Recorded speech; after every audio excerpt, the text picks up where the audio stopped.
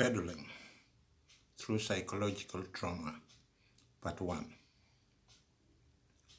Psychological trauma is not something that can go away just like that. It has a long-time effect on individuals.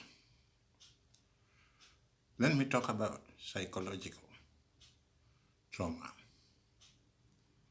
as I see it. In 1971, when 𝙁𝙗𝙗 came to power, I was a young man growing up. That is when I heard rapid shooting. I heard the sound of the gun in Uganda town. A lot of people were killed.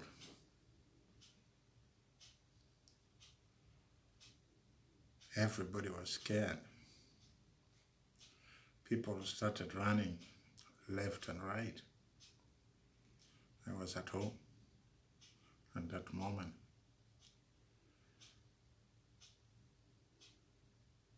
The sound of gun went on until midday, when I realized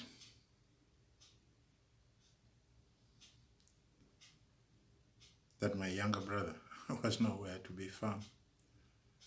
So we started running up and down, looking for the young man, until someone came and told us that the boy has ran to my auntie's place deep in the village. That is when we sat down and said, thanks God, he's still alive. Now what happened that day during 𝙁𝙗𝙗's time cannot just go out like that.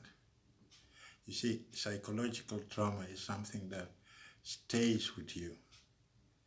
Your brain becomes a sort of a storage. During good time, you don't think about it. And during bad time is when they releases those memories.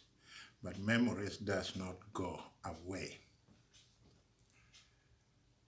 And we as human beings, we seem to have a very short memory. Because when something happens and you are going through the bad time, that is when you remember it. But the moment you start moving to the phase of having a good time, you tend to forget everything. And your brain store the part of those history or bad time somewhere until another time when you have to remember them again. When the Tanzanian came and liberated Uganda and took away 𝙁𝙗𝙗, we had people dancing on the street all over Uganda with joy. At the same time, people died, people were killed. And because people are liberated, you see a lot of them dancing on the street. That moment of psychological trauma of what had been going on through 𝙁𝙗𝙗's time was just forgotten in 1 minute. And the whole episode is stored somewhere. That the good time, the better time came.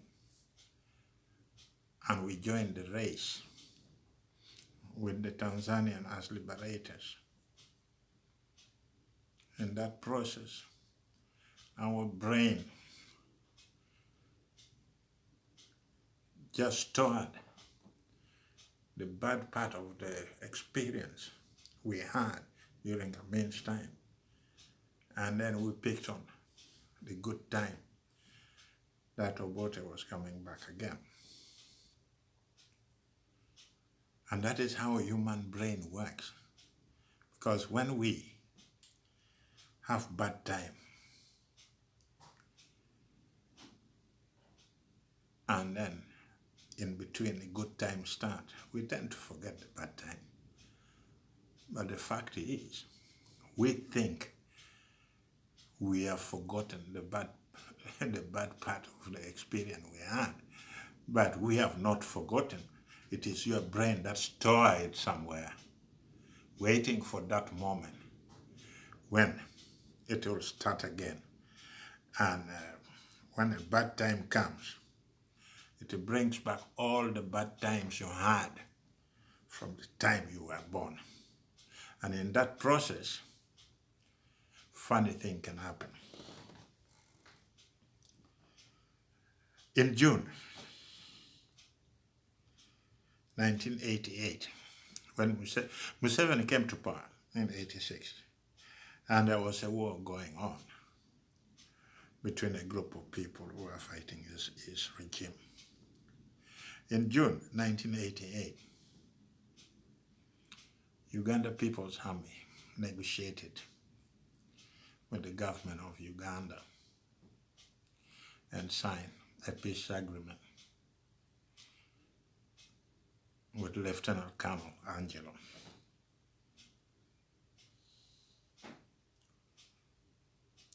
And at that moment,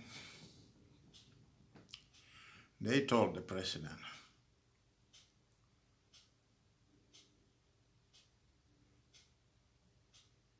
that they wanted the peace deal to be delayed so that they could bring Kony on board. If he refused to join them, then they would join hands with the government to fight LRA.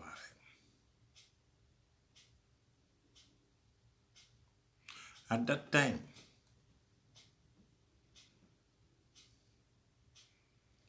our Member of Parliament, 𝙏𝙗𝙖𝙣𝙠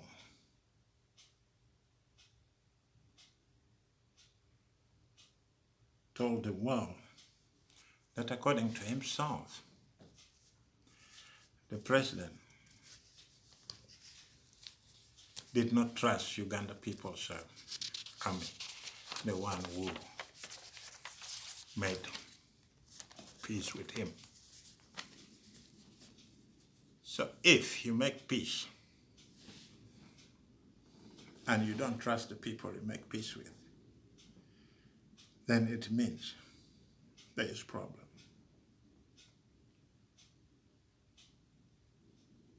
And if you look back, those who made peace at that moment with the government,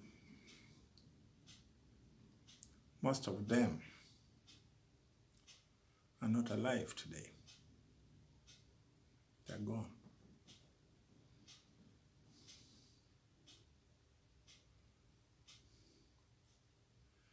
And for those they left behind, they had been peddling through psychological trauma for a very long time because they didn't have the closure, they didn't have the answer to what happened to their people. The whole psychological trauma is stored somewhere. And we thought, well, it happened, so let's leave it there. But that is not true. You cannot leave it there. You can only store it there for a moment. But sooner or later, they will all come back.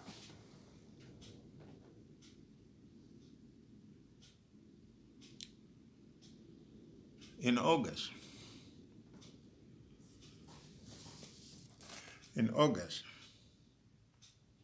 1994, I think, actually leaders together with 𝙏𝙝𝙖𝙣𝙠 𝙔𝙤𝙪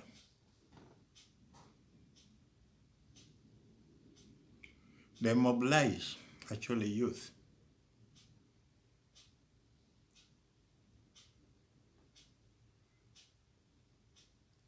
a minimum of 300 youths per sub-country. 300 youths per sub-country.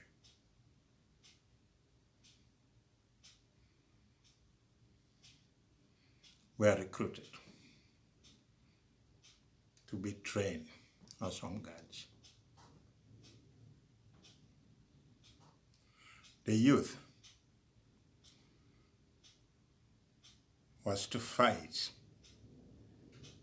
alongside the government troops.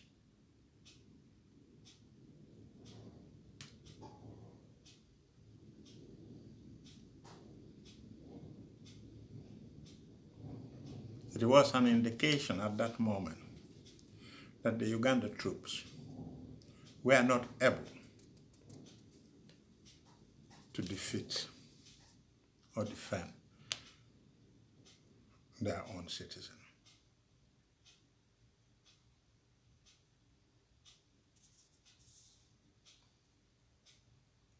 Amount of about 12,000 youth were trained as home guards by UPDF. In 1996,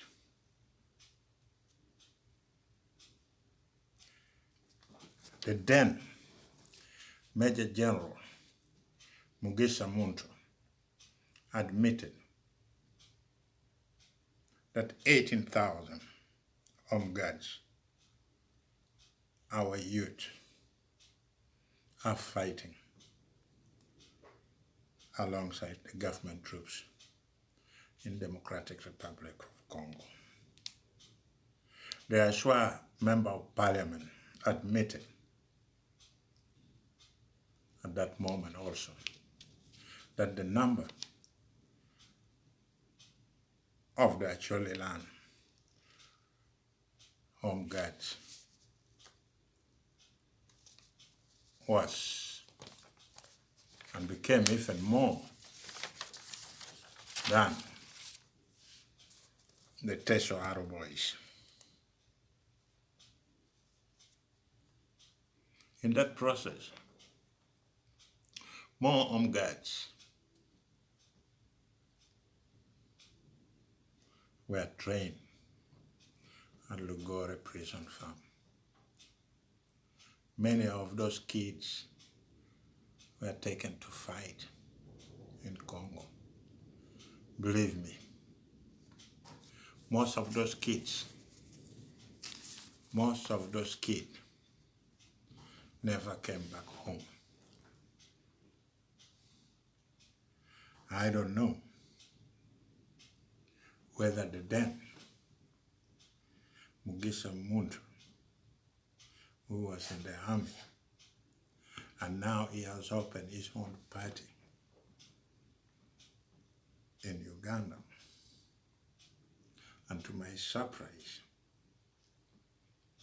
we have not yet solved the problem of 18 to 20,000 troops, kids who were recruited under his command at that time. Whether he will have the time as a party leader now to explain to our people what happened to those kids. You see, when I said most of us are still peddling through psychological trauma. It means we are trying to depress the truth, the history, what happened during those days when people like 𝙁𝙗𝙬𝙪 were in command. They didn't come and apologize to the people of 𝙁𝙤𝙘 that sorry, we have taken a lot of your children, those who came back, those who didn't come back, but I don't know whether all those boys came back. And we have not apologized to the people of 𝙁𝙤𝙘 about their children that were taken away. And today you come and open your political party. What I really don't get from our people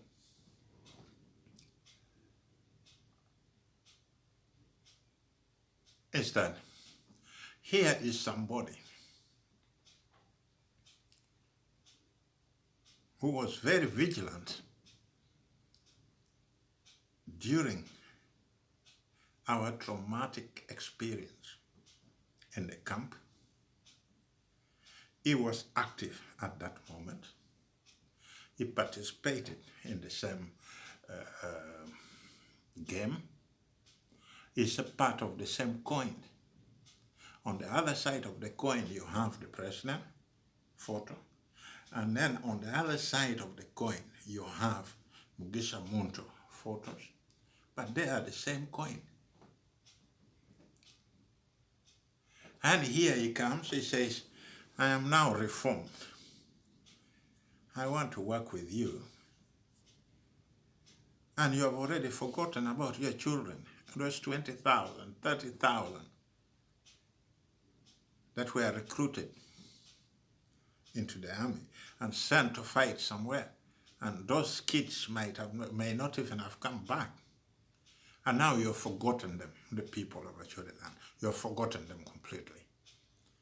You are running now to join this man's party, embrace him. Tell me, are you there to drink the bitter herbs with him, Marufut? Or you are just there because you are greedy? You are looking for fame. You are looking for a place where you can make money. Listen, I'm not against General 𝙁𝙗𝙬𝙪, but let him come out and apologize to the people of 𝙁𝙤𝙘 for recruiting underage kids at that moment and sending them to fight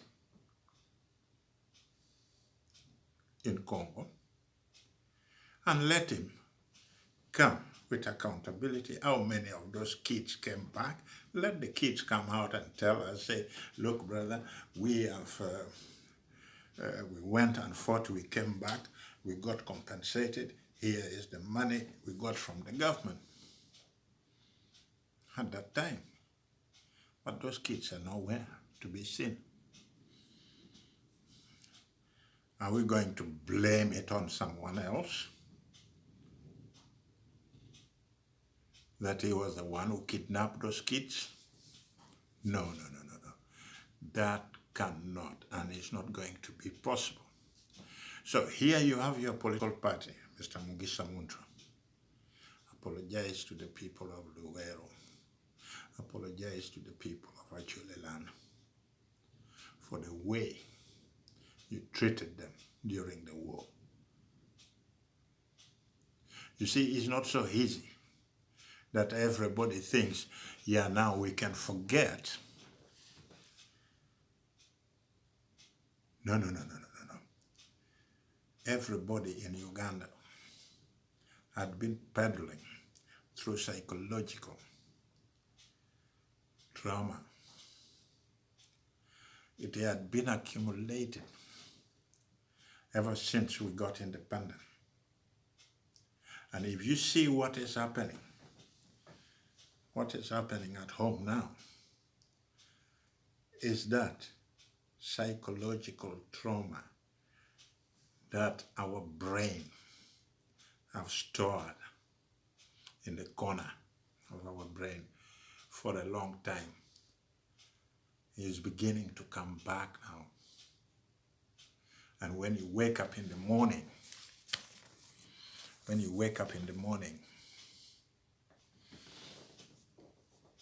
you read the newspaper, and then you hear that a woman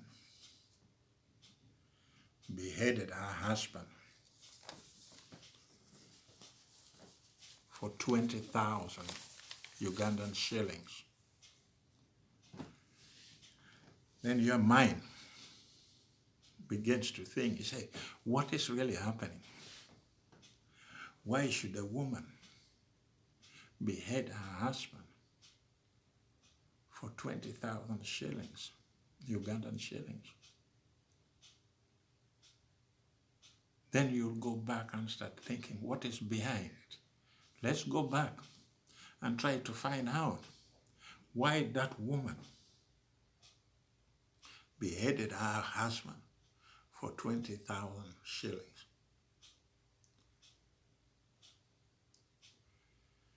The 20,000 shillings could be an excuse. But if you go back and try to find out why that same woman did what she did, then it might take you back. Take for example, 10 years back or 20 years back. That woman might have been going through a lot of psychological problems.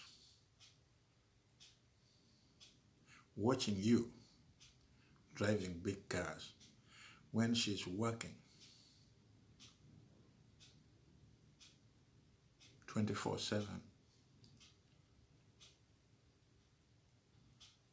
for less than 10 or 20 Ugandan shillings. And she kept on keeping that money. And then you being the husband, you just come around and you take that money away.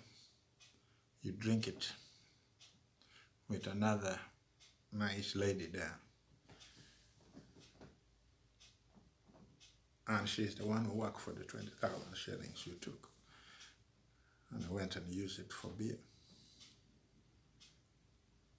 And then when the mind had been keeping that, and she had been doing that, helping you, and she knows that you had been doing that to her for the last 20 years.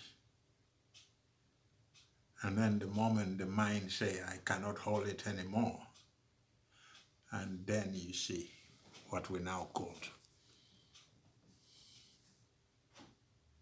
beheading of a husband for 20,000 Ugandan shillings.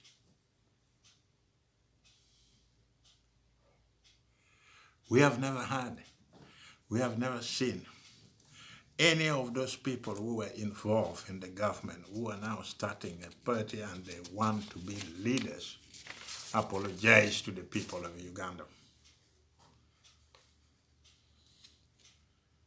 That what they did was wrong. That they sincerely apologize. Because when you sincerely apologize, we will receive you with an open hand. But if you don't apologize, well, then we have a problem. But you see, the blame goes not only to Mugisha Muntu. We had the resident district commissioner of Gulu.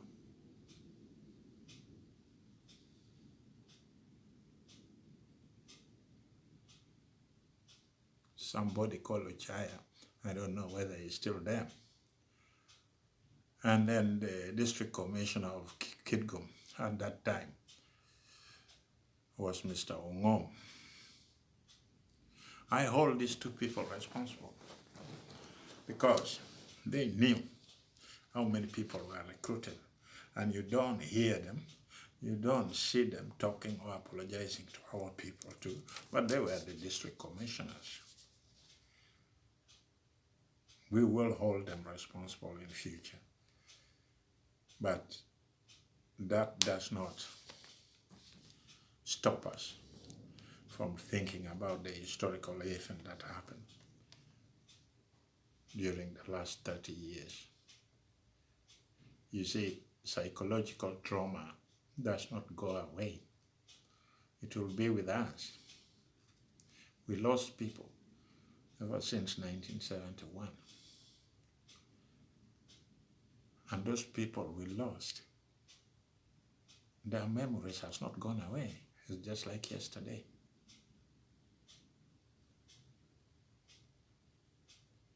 And the more people who have lost all those time, from 1962 when we got independence up to today, our brain sometimes work as a storage facilities.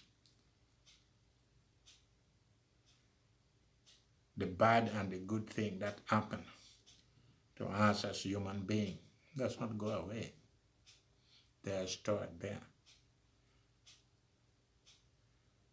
The good time, the bad time, they are stored there. But when the time comes, then they come out, and then you'll find that people begin to remember what happened. Then you begin to ask yourself, what has gone wrong with our society?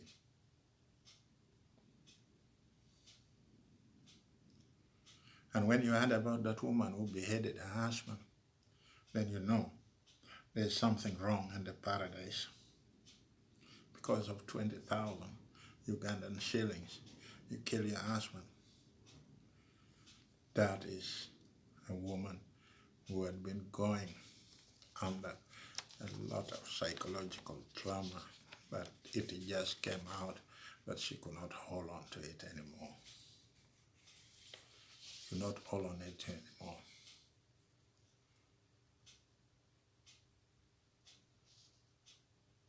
It is all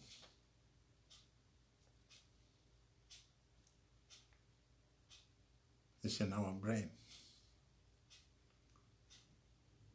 If you hear that a man killed his wife because of a suspicious telephone call, then you go back and ask yourself, what is wrong? It is not that suspicious telephone call. That is why the man killed his wife. There's a lot more behind such action. We have a problem, and that problem is that most of Ugandans today or yesterday are peddling through psychological trauma.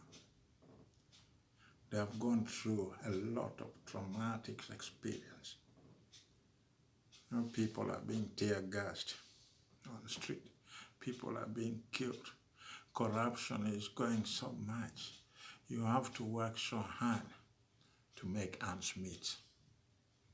And sometimes you think, no, there's no way out. And this must end now. And then you do things that is regrettable. Thank you for listening. I'll be back with peddling through psychological trauma, part 2.